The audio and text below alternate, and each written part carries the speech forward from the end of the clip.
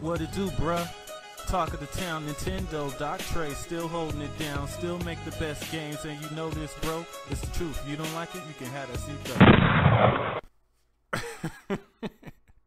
Alright, so it's officially flip-flop season. Flip-flop season is here. The flip-floppity pancake niggas is in the building. This is hilarious. So, Sony has just announced that not only will there not be a Sony PlayStation conference at this year's or next year's E3, but they won't even be there at all. At all. Not just no conference, like them niggas ain't even coming.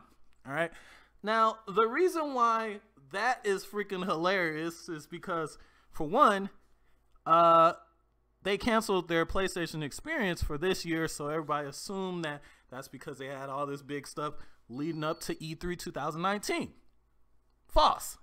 Now, this doesn't stop them from having their own events, which they imply, but this is still hilarious. And the reason why this is freaking hilarious, especially in my case, is because when Nintendo announced that they weren't going to be having an E3 press conference, it was World War III. Everybody was like, Nintendo's just proving they're not in the game anymore. They don't have any games to show. How do you not have a E3 press conference? And back then when I told you the reasons why they pulled out of E3 to save money, the fact that also E3 wasn't nearly as big as it was in the past, and that the Nintendo Direct was actually kind of a better option unless they were unveiling new hardware, I got hit with the, you're just damage control, damage control, damage control. Even though I told you guys this, like 6 years ago, I said,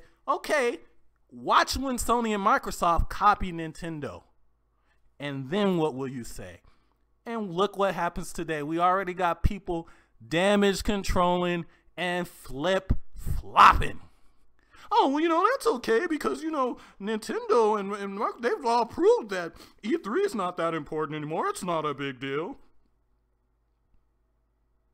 Interesting. Very interesting.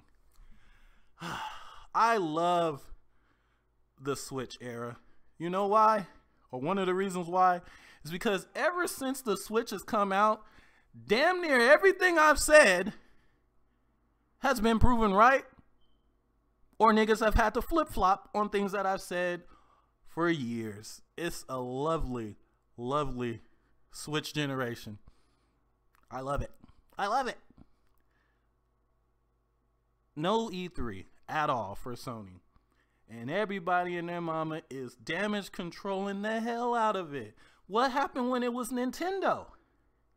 When it was Nintendo, supposedly that meant Nintendo was out of the game. Well, Sony's on top of their game and still no E3. Does that mean what I was saying was right this entire time? And that E3 is not nearly as big as it was in the past, and it was almost kind of a waste of money to do these press conferences because they could announce the games to get the same amount of hype without having the live conference where they're saying stupid things, having technical difficulties and stuff like that.